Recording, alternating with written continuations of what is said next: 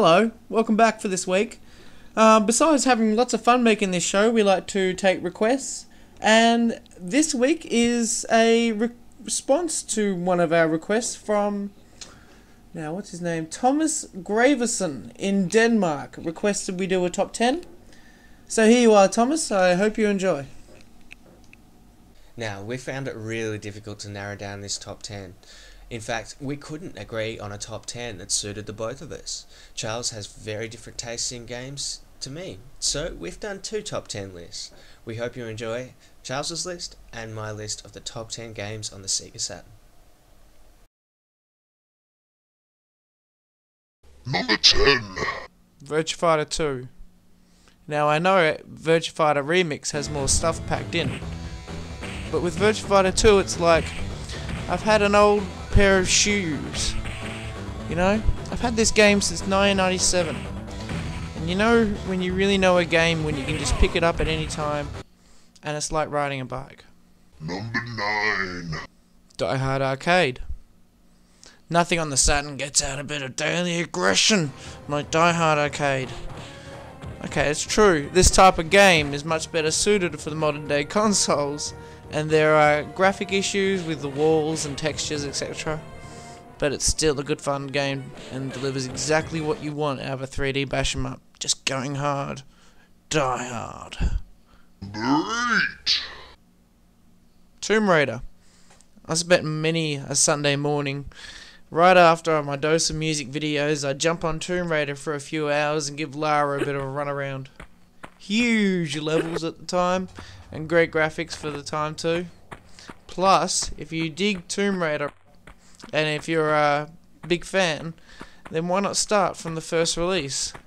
Yes, that's right folks, it was out in the Saturn first. Number 7. The Horde. Sitting back with a few beers, playing this one with a friend until the early hours of the morning always brings home the laughs. Kirk Cameron's desperately pushed acting, plus some of the cheesiest comedy. But you have good gameplay and a good difficulty curve. Good if you're a Warcraft fan too, but maybe if you're more of an old school Warcraft fan. Number 6. Duke 3D.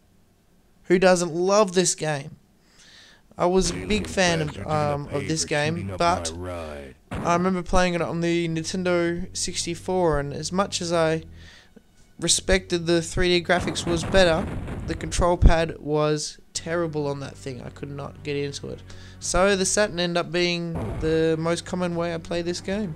And you tell me who can't get enough of blowing away aliens and checking out pixelated strippers. Number 5. Need for Speed 1. What I consider to be a bit of a breakthrough for 3D racing. Hours and hours I spent playing this with friends on split screen, and it worked with the steering wheel too. Number 4. Sonic Jam. Yes, I know this is no replacement for the chance to have had Sonic Extreme, but hey, what you do get rocks. You get a cleaner, crisper version of Sonic 1, 2 and 3 and Sonic and Knuckles than the Mega Drive version, plus they're all on one disc. It's a good pack to have. 3D part sort of interesting to see too. Number 3. Mr. Bones. A real lost Sega classic, but remembered by those dearly who have completed it. A mix of mini games on 2 discs wrapped up in a nice package with lots of FMVs to tie the levels in together. No two levels are exactly alike. Number 2. Sega Rally. Go go Sega Rally! Now this is one I would always jump on alone for a good solid battle after doing my homework. My second ever Saturn game. I loved how you could really knew this game, you really knew it. Even going on Lakeside, you know, the whole game used to feel real smooth and precise. And now, number 1. Nights into Dreams. Now this is one that would just drive everyone I know nuts, but I loved it. Never since Sonic had a game required that you go so fast yet be so spot on. It's a great ride, not to mention satisfactory victory once completed, though it's not all that long.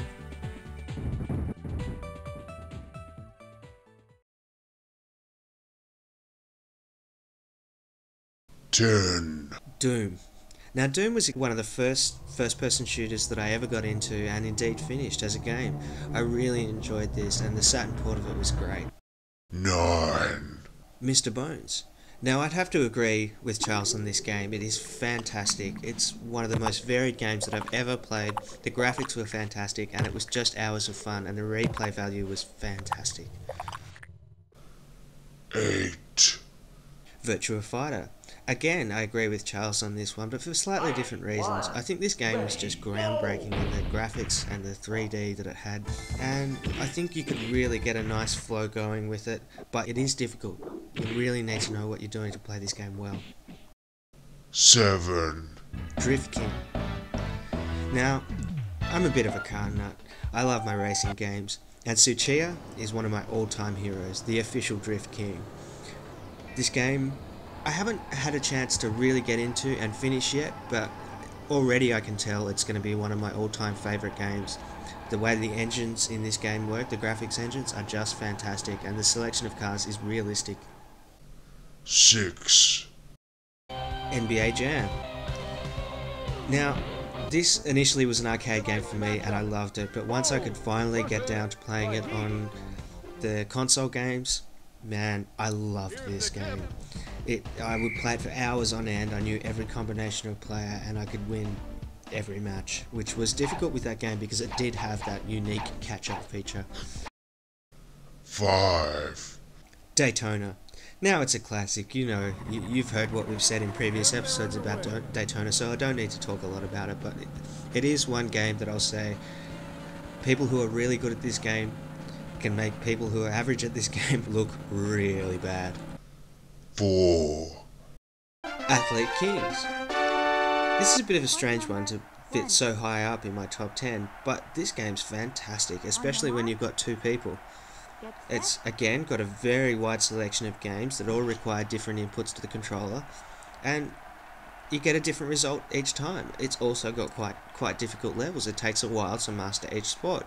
It's really one worth having. 3. Digital Pinball. Now, this is a game that I love. You can ask Charles. I've sat there and played this game for hours. I've actually managed to clock over 1 billion points on this game, but I still love playing it. I'm just not allowed to anymore because Charles can't stand it. 2. Baku Baku. Now, you obviously saw in my review of this game that I really love the game, but it's something that you have to own if you own a Sega Saturn. It really is great. It came out on the first demo disc, and it's survived to this day. 1. Sega Rally. Once mastered, just gives you such a sense of satisfaction doing it. It only takes a few minutes. You can sit down and clock it 3 or 4 times in a row. It's just the best game ever released on Saturn. So that was our top 10. Thank you very much, Thomas, for requesting that. It was something we've actually been thinking about doing from the start, but it was good to have the push, and it was quite interesting to go through and select just 10 each. Definitely. Wasn't it? Oh, well, it almost proved impossible. I mean, doing top 10 between us would have been impossible. See, what Sega specialised was making games for gamers, so they had to mix in different styles of games to push the boundaries. You know, they had to push the limits back then. And this system was a good system to test with, although very difficult to program with as it was. It still managed to produce some very eclectic results. Definitely. Look, we hope this helps you define a bit of the list of games that you go out and purchase. Some of these games are more expensive than others, but look around in terms of where you get them. Make sure they're going to fit your region codes, but have a look around in different countries because you will find different prices. Yeah, this has been another Strictly Sega. People from Denmark, I hope you enjoyed your request, and take it easy, guys.